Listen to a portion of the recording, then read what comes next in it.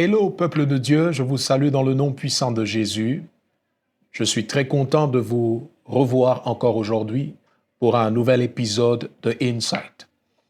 Le parcours a déjà été assez long, nous avons eu 5 épisodes durant lesquels nous avons essayé d'établir les fondements, établir un peu le décor et c'est par rapport à ces fondements que nous allons évoluer et avancer ensemble dans ce parcours. Donc, depuis 5 épisodes maintenant, nous avons fait un effort d'établir les fondements sur lesquels nous allons bâtir dans cette série l'anatomie de Dieu. Nous avons essayé d'expliquer le concept anatomie de Dieu, de quoi il s'agissait. Nous avons aussi, à part cela, démontré pourquoi il était nécessaire de connaître Dieu et quels sont les dangers de la méconnaissance de Dieu. Nous sommes passés par les types de connaissances qui existent dans la Bible, et basés sur le grec, et nous avons essayé de dépeindre comment est-ce que Dieu se fait connaître par son peuple. De par la Bible, c'est là que nous avons parlé des types de révélations. Et aujourd'hui, nous voulons maintenant commencer et débuter dans le thème. Nous voulons vraiment nous lancer maintenant dans le voyage pour étudier Dieu dans ce thème anatomie de Dieu. Parce que rappelez-vous, nous parlons ici des termes anthropomorphiques de la Bible. Quand on parle de l'anthropomorphisme, si je peux essayer de faire un rappel, c'est le fait d'attribuer des traits humains à la divinité ou à Dieu principalement. C'est là que nous avons vu certains textes dans la Bible qui parlent du cœur de Dieu, des yeux de Dieu, la main de Dieu, les pieds de Dieu, etc. Et c'est un peu dans cette direction que nous voulons aller pour étudier et comprendre Dieu. Quels sont ces langages utilisés en accord ou bien en relation avec Dieu? Qu'est-ce que cela veut dire pour nous aujourd'hui et comment est-ce que cette connaissance peut influencer notre marche ici sur la terre? Parce que rappelez-vous, il est question de représenter Dieu sur la terre comme les lumières qu'il a voulu que nous soyons. Aujourd'hui, nous allons parler du cœur de Dieu. Mais avant d'aller dans l'angle de Dieu, il y a une chose importante que nous devons savoir, c'est que la Bible parle du cœur aussi et surtout lié à l'homme. Qu'est-ce que la Bible dit en parlant du cœur concernant l'homme? Il faut savoir une chose, que dans la pensée biblique, quand on parle du cœur, il n'est pas question de l'organe qui pompe le sang, mais il est ici question du centre de la vie de l'homme. C'est ce noyau de sa vie spirituelle, émotionnelle et même morale. La Bible donne au cœur 4 fonctions principales. La première, c'est que le cœur est la source des émotions. Le cœur est le siège des émotions. En fait, ce que la Bible veut dire par là, ou ce que la Bible nous fait comprendre, que lorsqu'un homme manifeste, que ce soit de la joie, que ce soit de la tristesse, que ce soit même de la colère, tout cela a pour point de départ, ou tout cela provient d'une adresse. Et cette adresse, c'est son cœur. Proverbe chapitre 15, le verset 13, la Bible déclare ceci: « Un cœur joyeux rend le visage serein. Mais quand le cœur est triste, l'esprit est abattu. » Ici, on montre clairement que le cœur a pour fonction le bien-être émotionnel. En fait, toute émotion, qu'elle soit positive ou négative, a son siège ou sa résidence, son point de départ, le cœur. Mais deuxièmement, la Bible nous démontre que le cœur est aussi la source des pensées et des intentions de l'homme. Au fait, dans la pensée biblique, le cœur, c'est l'endroit d'où nous réfléchissons et d'où nous nous planifions la vie. Je vais lire un texte que nous connaissons tous, mais je vais le lire dans une version différente. Je vais lire la version Darby. La Bible déclare ceci dans Hébreux chapitre 4, le verset 12. « Car la parole de Dieu est vivante et opérante et plus pénétrante qu'aucune épée à deux tranchants, et atteignant jusqu'à la division de l'âme et de l'esprit, des jointures et de la moelle, et elle discerne les pensées et les intentions du cœur. Et ici, nous voyons clairement que les pensées et les intentions sont attachées au cœur. Donc, le cœur joue un rôle dans le domaine de la réflexion et dans le domaine de la planification. Dans un autre proverbe, la Bible va par exemple dire « tel un homme pense dans son cœur, tel il est ». Donc, ramenant les pensées dans le cœur. La troisième fonction du cœur, c'est que le cœur est le centre de la volonté et des décisions. Proverbe 16, le verset 9, la Bible déclare ceci, « Le cœur de l'homme médite sa voie, mais c'est l'Éternel qui dirige ses pas. » Nous voyons clairement ici que c'est au niveau de cœur que se délibère, que se décide, que se choisit les voies de l'homme. Au fait, au-delà du fait que les pensées tournent autour ou dans le cœur, en même temps, les décisions sont prises au niveau du cœur. Mais la quatrième des choses, ou la quatrième fonction du cœur, c'est que le cœur est la source des vertus ou des qualités morales. En d'autres termes, bien-aimés dans le Seigneur, c'est que lorsqu'on voit un homme généreux, lorsqu'on voit un homme exercer de la bonté, de la bienveillance, de la pitié, toutes ces choses, de la justice, tout ça a pour source, résidence, lieu de départ, son cœur. Et un texte qui me vient à l'esprit, ça c'est notre Seigneur Jésus qui parlait dans le livre de Matthieu en disant « L'homme bon tire des bonnes choses du bon trésor de son cœur. » J'y reviendrai pour parler d'autre chose, mais ici je vais juste le citer pour dire « L'homme qui est visiblement bon est bon tout simplement parce qu'il existe un bon trésor en lui. » Donc la bonté manifestée n'est que le résultat d'un bon cœur, d'une moralité qui est alliée de bonté. C'est vraiment à cause de tout ça que nous voyons l'importance même du cœur, n'est-ce pas? Et c'est à cause de cela que nous sommes exhortés dans Proverbe le chapitre 4, le verset 23. La Bible dit ceci, « Garde ton cœur plus que toute autre chose, car de lui viennent les sources de la vie. » Le cœur, comme je l'ai dit, c'est le centre névralgique, c'est le noyau de la vie humaine. C'est de là que proviennent les émotions, c'est de là que sont délibérées les choses, c'est de là que sont pensées et planifiées les choses, et c'est de là que proviennent et germent nos qualités ou on va dire nos vertus morales. Mais parlons du cœur dans l'angle de Dieu maintenant. Déjà basé sur ces 4 choses que nous avons établies et décrites ici, nous voyons clairement ce que nous allons étudier ou apprendre sur la personne de Dieu. Au fait, en parlant du cœur de Dieu, ce que nous voulons faire, nous voulons jeter un œil sur la volonté de Dieu, les attributs moraux de Dieu, les émotions de Dieu et même la pensée de Dieu telle que présentée dans les Saintes Écritures. Commençons avec le cœur de Dieu. Et j'aimerais qu'on commence sur ce premier angle, qui est le cœur de Dieu comme étant la source de ses attributs moraux. En fait, quand on parle d'attributs moraux de Dieu, c'est ce que les théologiens ont appelé les attributs communicables de Dieu. Au fait, Dieu, dans ses attributs, il y a ce qui est communicable. Quand on parle de communicable, on parle de ces attributs de Dieu qui peuvent être reflétés par la création, par les hommes qu'il a créés. Et quand on parle d'attributs non communicables, on parle de ces attributs de Dieu qui ne communiquent pas, qui sont propres à lui-même. À l'exemple, l'omniprésence, l'omnipotence et l'omniscience et même la dimension infinie dans le domaine de l'éternel. Le fait de ne pas être limité par le temps. Ça, ce sont des attributs non communicables.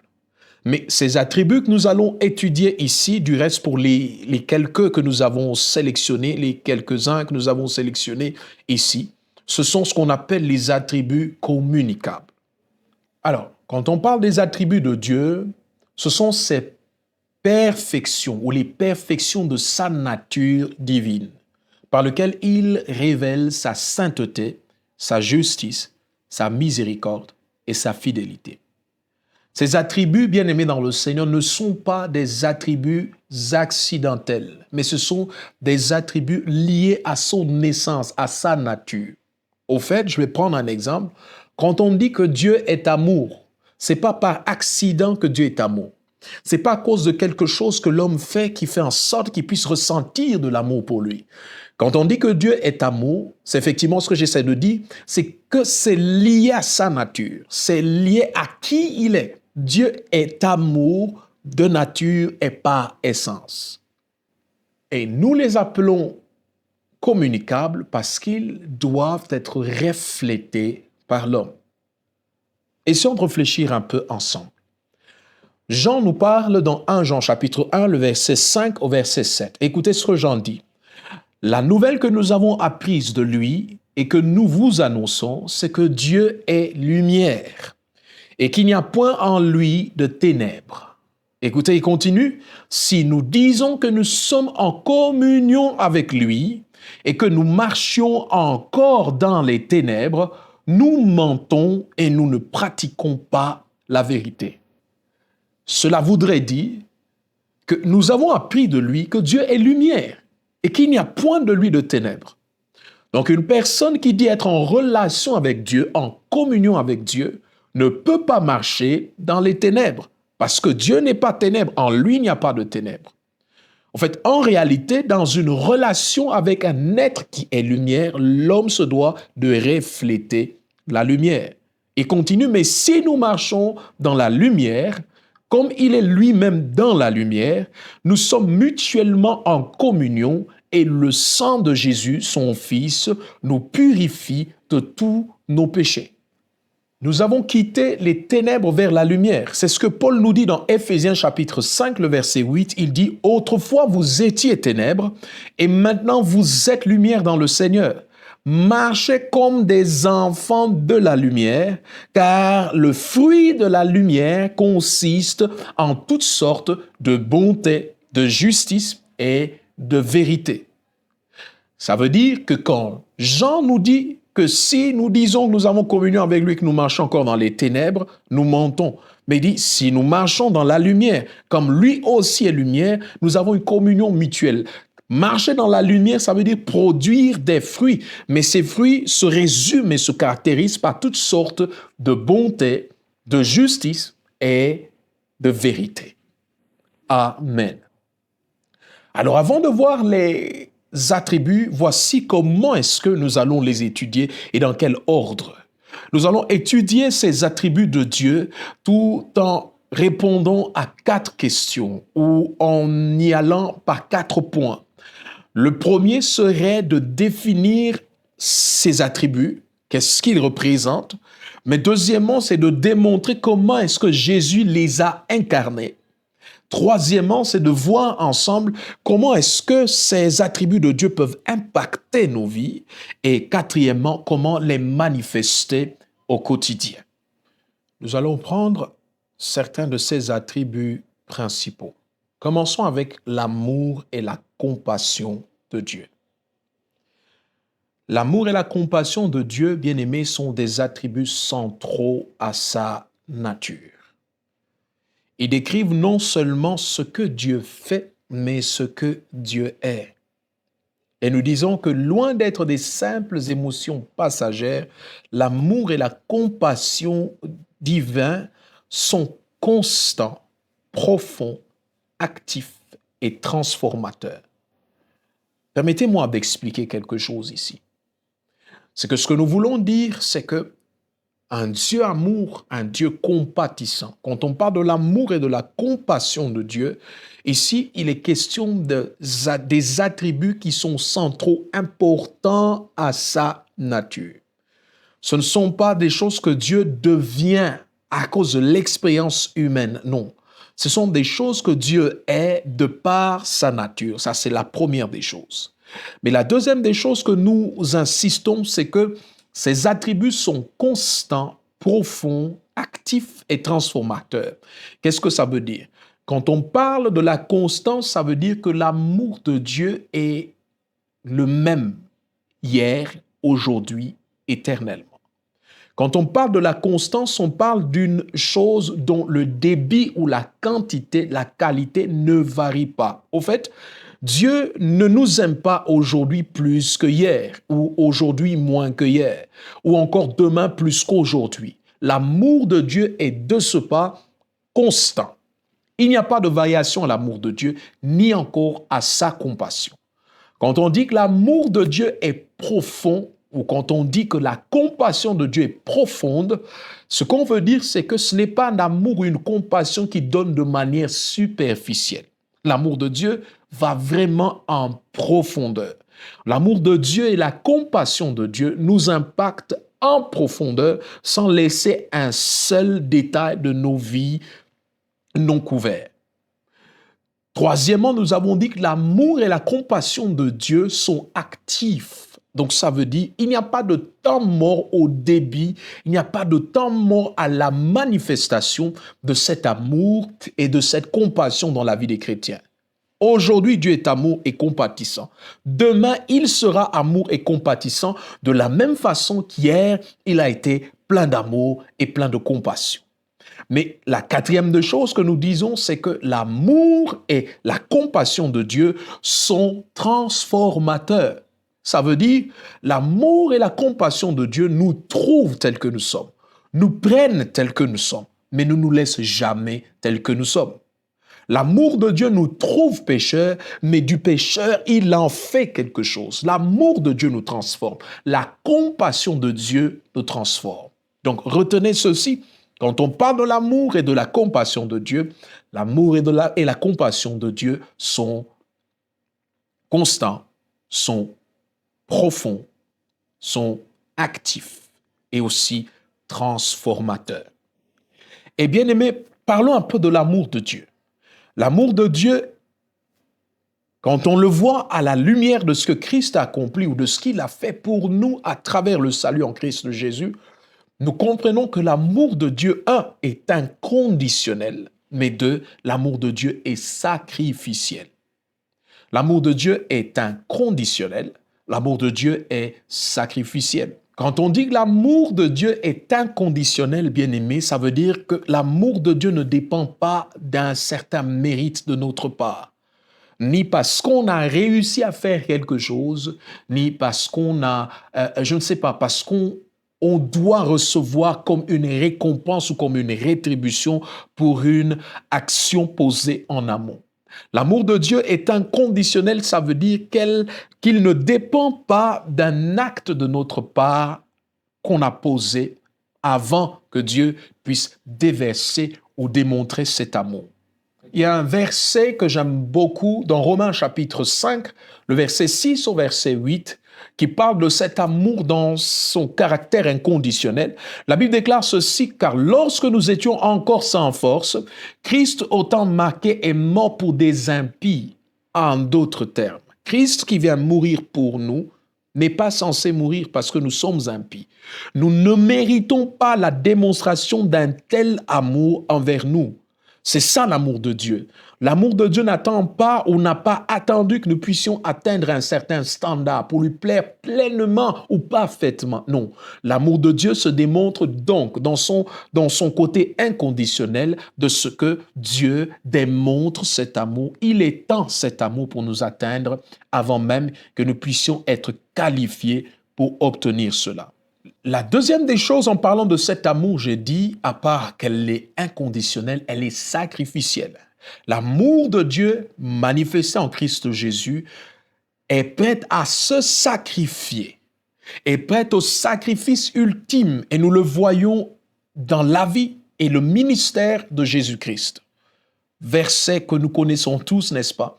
Jean chapitre 3, le verset 16, la Bible déclare « Car Dieu a tant aimé le monde qu'il a donné son Fils unique, afin que quiconque croit en lui ne périsse point, mais qu'il ait la vie éternelle. » Quand on dit ici « Car Dieu a tant aimé le monde qu'il a donné son Fils », ici, on fait un zoom sur l'amour dans le cœur du Père qui est prêt à sacrifier son unique Fils. Parce que quand on parle de donner son Fils ici, ce n'est pas seulement donner comme un cadeau, mais c'est donner pour mourir, au fait. La finalité de ce don, c'est pour la croix, afin que par la croix, nous soyons rachetés par son sang. Sacrificiel, le Père se sacrifie, il sacrifie son Fils pour nous. Mais ça ne s'arrête pas qu'au Père, parce que le Fils aussi va démontrer cet amour, n'est-ce pas? Nous l'avons lu tout à l'heure dans Romains chapitre 5, nous le lisons aussi dans 1 Jean chapitre 4, le verset 9 à 10. Commençons par 1 Jean 4, 10. 4, 9 à 10. L'amour de Dieu a été manifesté envers nous en ce que Dieu a envoyé son Fils unique dans le monde afin que nous vivions par lui. Écoutez, et cet amour consiste non point en ce que nous avons aimé Dieu, mais en ce qu'il nous a aimés et a envoyé son Fils comme victime expiatoire pour nos péchés. Le Père envoie son Fils en sacrifice pour notre salut. Romains chapitre 5, le verset 6 à 8. « Car lorsque nous étions encore sans force, Christ, au temps marqué, est mort pour des impies. À peine mourrait-on pour un juste. Quelqu'un peut-être mourrait-il pour un homme de bien.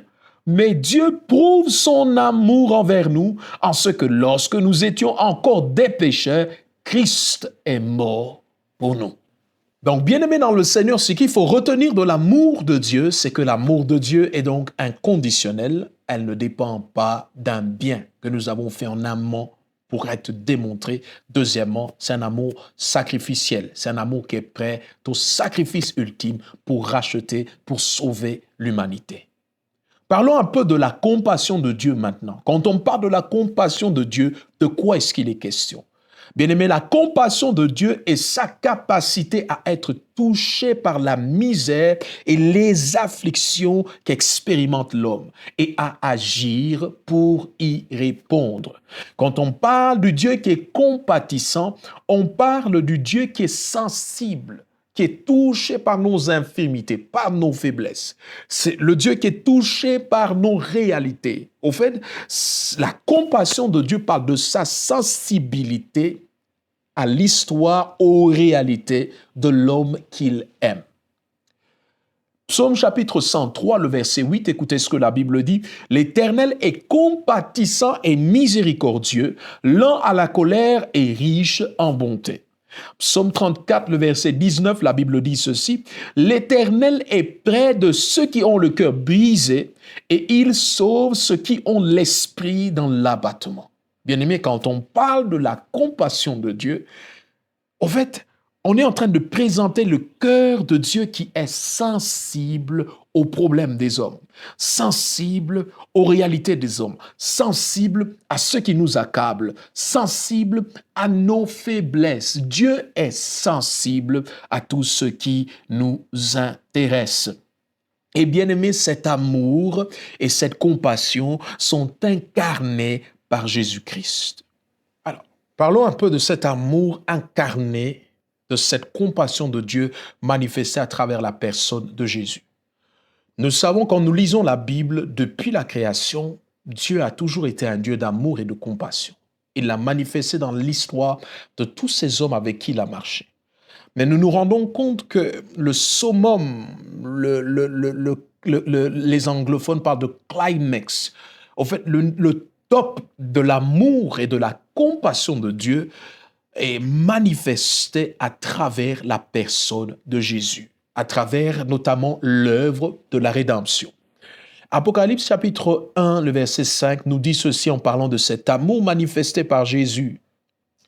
Écoutez, de la part de Jésus-Christ, le témoin fidèle, le premier-né des morts, le prince des rois de la terre, écoutez, à celui qui nous aime, qui nous a délivrés de nos péchés par son sang. Au fait, lorsqu'on perçoit et qu'on réfléchit sur la rédemption ou le salut par Christ Jésus, une chose importante à retenir, ce n'est pas que le Père qui a tant aimé le monde qui a donné le Fils.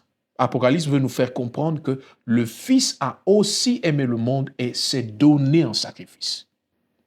Enfin, c'est un amour parfait du Père qui donne le Fils, du Fils qui accepte l'appel et qui vient se donner en sacrifice pour l'humanité. 1 Jean chapitre 3, le verset 16, la Bible déclare « Nous avons connu l'amour en ce qu'il a donné sa vie pour nous. Nous aussi, nous devons donner notre vie pour les frères. » Nous savons, n'est-ce pas, nous avons connu l'amour parce que Christ a donné sa vie. Et bien aimé, Jésus-Christ est l'image parfaite de Dieu. Il a incarné pendant sa vie sur la terre l'amour et la compassion de Dieu. Christ a toujours été sensible. Vous allez vous rendre compte que la plupart des miracles accomplis par Christ étaient toujours poussés par l'amour et par la compassion. Par exemple, la multiplication des pains. On dit ému de compassion. À un certain endroit, quand il va traverser la mer, il va trouver un peuple nombreux autour de lui. La Bible va encore dire à nouveau, ému de compassion. Matthieu chapitre 9, le verset 36, la Bible déclare ceci, « Voyant les foules, il fut ému de compassion pour elles, parce qu'elles étaient fatiguées, abattues, comme des brebis qui n'ont pas de berger. » Et en parlant de sa sacrificature, Hébreux chapitre 4, le verset 15 à 16, la Bible déclare ceci, « Car nous n'avons pas un souverain sacrificateur qui ne puisse compatir à nos faiblesses. Au contraire, il a été tenté comme nous en toutes choses, sans commettre de péché. » Verset 16, « Approchons-nous donc avec assurance du trône de la grâce, afin d'obtenir miséricorde et de trouver grâce pour être secourus dans nos besoins. » Donc nous avons un souverain sacrificateur qui sait compatir à nos faiblesses en parlant de Jésus.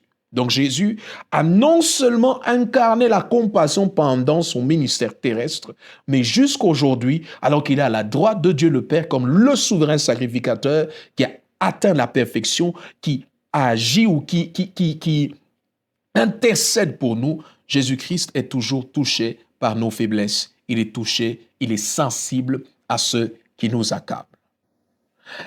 Bien-aimé, quel est l'impact de cet amour maintenant dans nos vies? Dieu est amour, apôtre. Jésus-Christ a incarné cet amour. Mais quel est l'impact? Quel est censé être l'impact de cet amour et de cette compassion dans notre vie de tous les jours? Je dis ceci, que connaître l'amour et la compassion de Dieu, c'est découvrir une source profonde de confiance et de sécurité. Quand on sait que Dieu nous aime et que cet amour est inconditionnel et que cet amour est sacrificiel, il l'a démontré en sacrifiant Christ, Christ l'a démontré en se donnant en sacrifice. Quand on sait que Dieu est compatissant, qui veut dire qu'il est sensible à nos faiblesses, à ceux qui nous accablent, quand on a compris cela, l'impact est que nous sommes pleins de confiance et de sécurité. Même dans les moments les plus difficiles de la vie, quand on se rappelle que Dieu est amour, que Dieu est compatissant, on reste ferme, on est sécurisé, on est plein d'assurance et plein de confiance.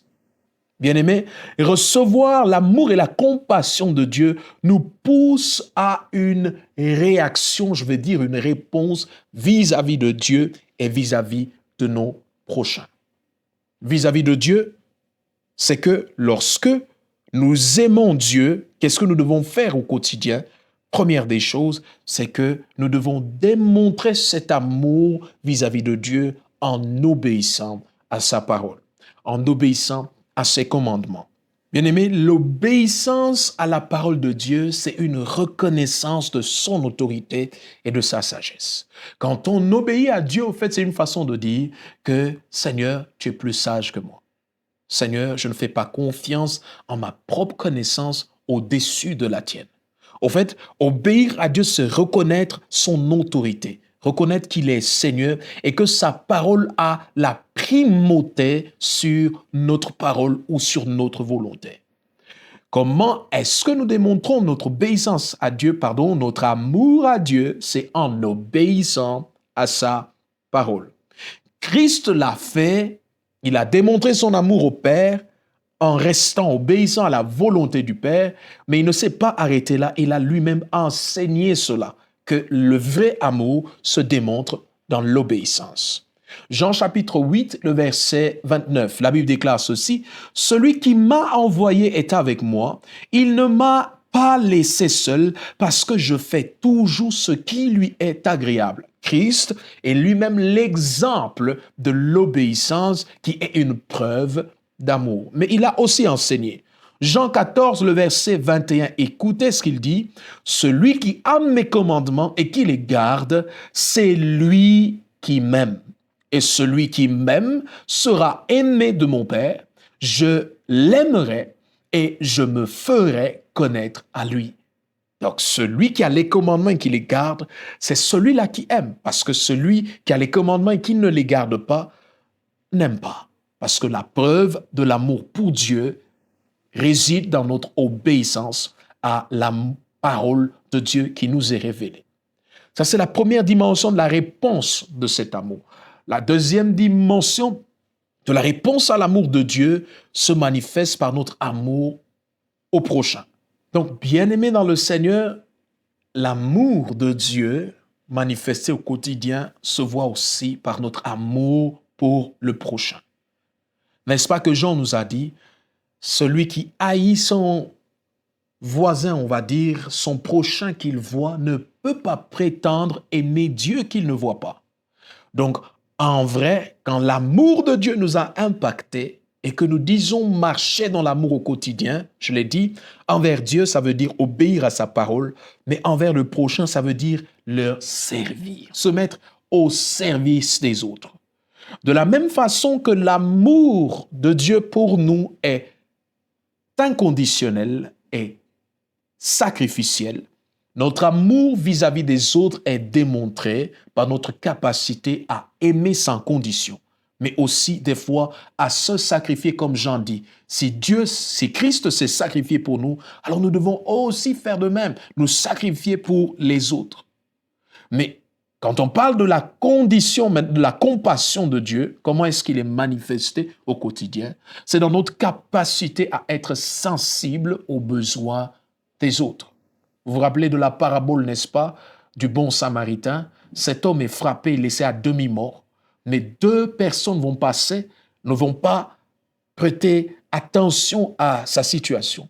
Mais un Samaritain va passer par là, il va démontrer la compassion. Il a été touché, ému de compassion par rapport à sa situation et il s'est engagé à prendre soin de cet homme qui était mourant. Donc, bien-aimé dans le Seigneur, au quotidien, cet amour est manifesté par des œuvres d'amour, de bonté, de bienveillance inconditionnelle, sacrificielle, mais aussi une compassion, une sensibilité dans toutes les situations qui touchent et qui accablent les autres. Alors, à travers ce que nous avons appris aujourd'hui, j'aimerais juste nous inviter ensemble à connaître la hauteur, la profondeur, la largeur, la profondeur de l'amour de Dieu et de sa compassion et à refléter, manifester cela au quotidien en faveur de Dieu et en faveur de ceux qui nous entourent. Bien-aimés,